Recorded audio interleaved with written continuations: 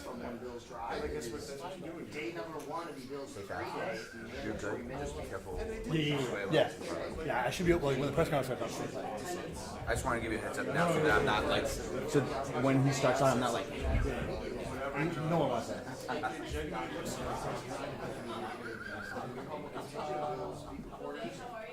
Television.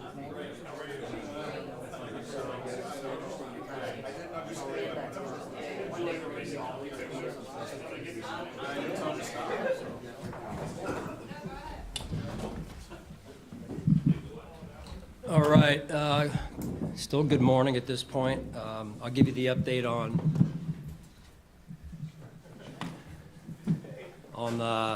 who's practicing, or really who's not practicing. So we've got these players will not practice: Dorian Williams, Eddie Olufashoyo. How about just Eddie? Nick Merrow, Balin Spector. Those are linebackers that will not practice, running backs that will not practice: Ray Davis, Ty Johnson, Reggie Gilliam, and then the following will be limited: Mike Edwards, Spencer Brown, and Matt Milano. And then Christian Benford is excused to handle a family matter. So with that, I'll turn it over to you for your questions. It seems like a pretty lengthy list for a mandatory physical. Is it Yeah. injury-related, rest-related? What's the, especially the first groups you mentioned there? Yeah, no, unfortunately, injury-related. We've kind of got hit with the injury bug here, and that affects availability, which affects some of the development, building trust, especially if you're a new player, right? And so, so we're just dealing with it. We've had to cut back on some of the third group reps over the last week or so, and we may have to do the same today. We'll see. We'll see how it goes. Sean, what about the significance of Matt Milano being back on the field? Back on the field. Whatever he can do, significant to that. Yeah, it's big. Credit to Matt and what he's been able to do with our training staff and the work he's put in. He's so focused. He was focused before this. I feel like he's even more focused, if that's even possible now, and wanting to get back out there for himself, but also for his teammates. What about the timetable on that? Do you expect him to ease him in when he gets to training camp, when he gets pads and things of that nature, as you've done with other players? Right. So right now, at least the vision from Nate is just that. It's he'll do some individual today, see how it goes, one day at a time, and then hopefully tomorrow, if overnight things stay managed, and then we'll continue to build. He'll continue to build through the break that we're going to go on, and then hopefully in training camp he's at a spot where when we open up, he's available. It's just a matter of putting it one day at a time and trying to put practices back to back. Don't know yet on that, John, and we'll just have to see. Sean, is everyone here? Everyone is here, except for Christian. Yes, Yeah. and that's an excuse then. Correct. Yeah. What can you say in the brief time you've had him, Claypool, what he looks like? Obviously, he's had some struggles the last couple of years. What have you seen early on here? Yeah, good addition. He's a veteran player that's started before and has experience in games and also on special teams. So I think he's come in and done all that we could have asked to this point. He's been a good teammate, worked hard, been focused, made plays out there, and I think that'll continue as we move forward, and the evaluation overall will continue, but we're happy to have him.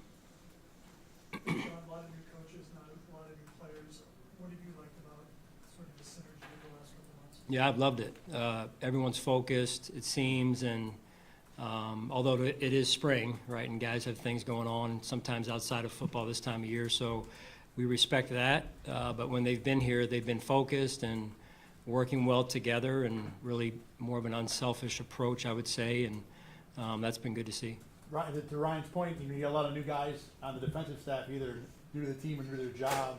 How much more coaching of the coaches are you doing this time of year, and how does it change maybe your approach to this region of the season?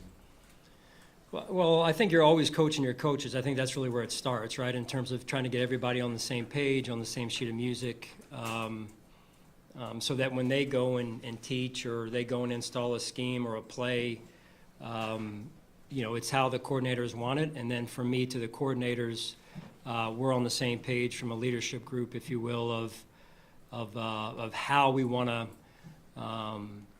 say, even schedule practice today or tomorrow, and then as we look ahead to training camp, what we want that to look like, and so on and so forth.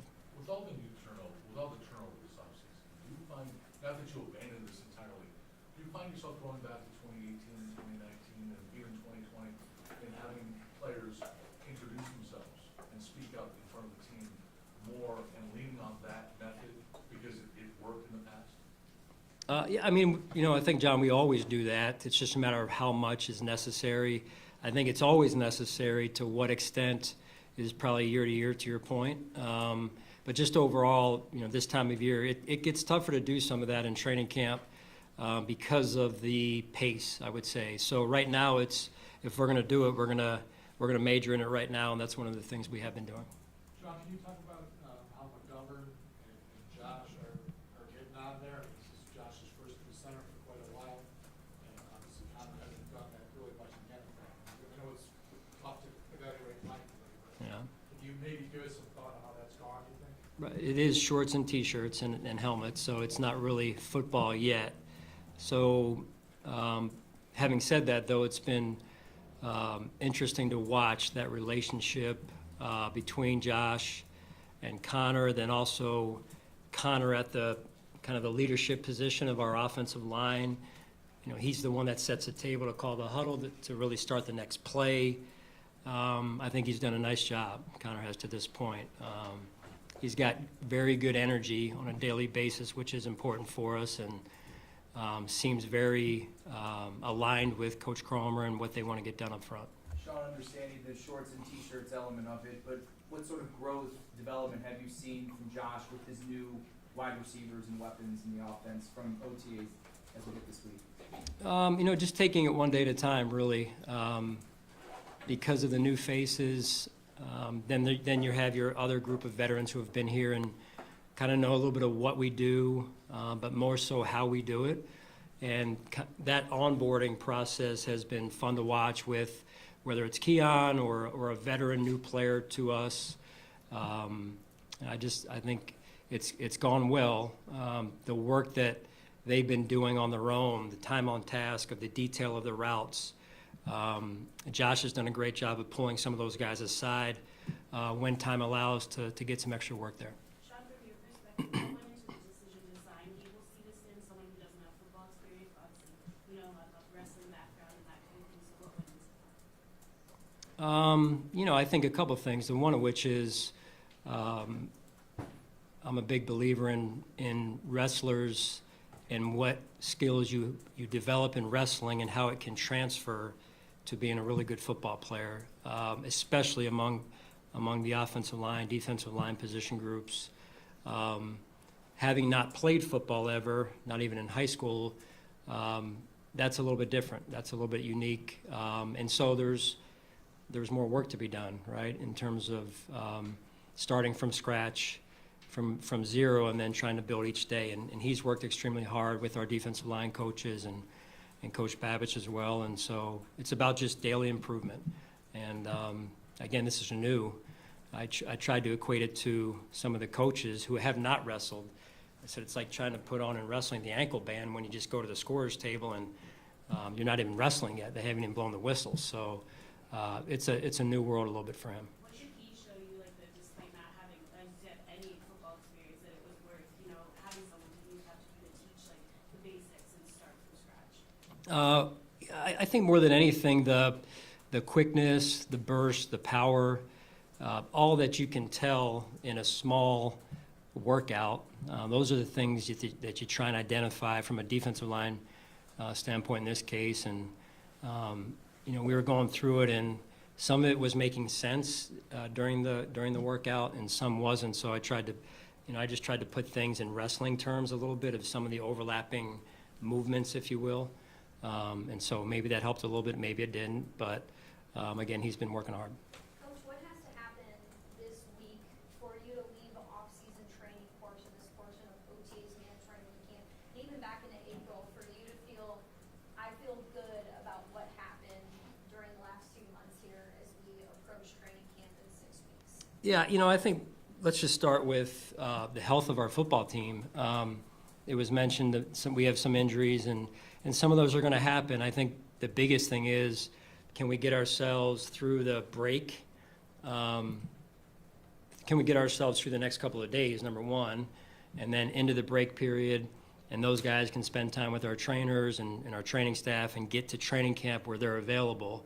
I think that's important. Staying healthy over the break for the guys that are healthy right now is also important.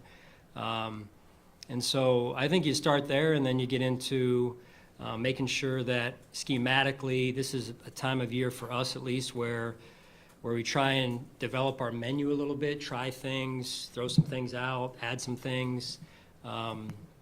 It's really the time of year to try some of that. And then my ask of the coordinators is that when we break, or before we break, that they've got a pretty good menu built that they believe in and matches what we know at this point, at least, to be the strengths of our players.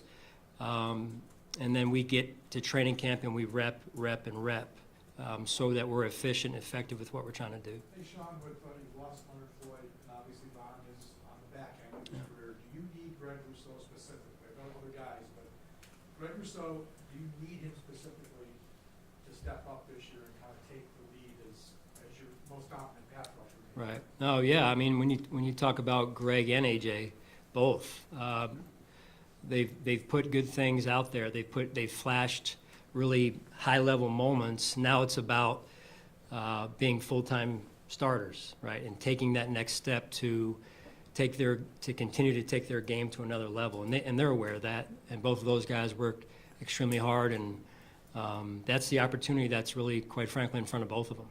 How have you noticed Taylor Rapp take charge of the safety group? Last week in particular, it's really stood out. Last year, when T-Rap got here, new system, different environment in the room, and he did a great job of understanding his role and excelling at his role. And now, new role this year, and I hate to say role because roles aren't really defined until everyone makes the team, but at this point, Taylor's really stepped into that role and I would say asserted himself from a leadership standpoint a little bit and a communicator standpoint, which is huge in that back end where next to him, who's it going to be, right? So Mike Edwards is brought in. Mike's on the injury report as well and hasn't been really practicing, and then the other pieces that are competing back there. So it's interesting to see, but necessary from a communication standpoint. Staying in that safety room with Mark Hamlin, he really came on during OTAs, made a couple plays. Pads aren't on, but what have you seen from him that's allowed him to stand out the last few weeks? Yeah, I think you're spot on. I think the last couple of weeks he's been playing more consistent, playing at a high level, very, very focused, and getting himself into a really good spot. I think with not only knowing the defense, but just getting back to playing detail-oriented and fast. Sean, you referenced the break coming up. There's been a lot of talk about the possibility of changing the way the offseason goes. Is it needed? Do you, or what's your opinion on the way the current setup is? And is this break, like for you and the coaches and everybody, sort of needed to ramp up when you get to training camp? Well, I like the current structure. Maybe I'm a creature of habit, 20-plus years around it. But I would say I think you're always open to change if change works for everyone. So I trust the people that are going to make those decisions more than anything. And I think it'd be hard, at least from where I stand, and I haven't given it much time in all honesty, Mike. It'd be hard to probably please everyone if you're going to move things around. Those breaks, that time, that rest is important for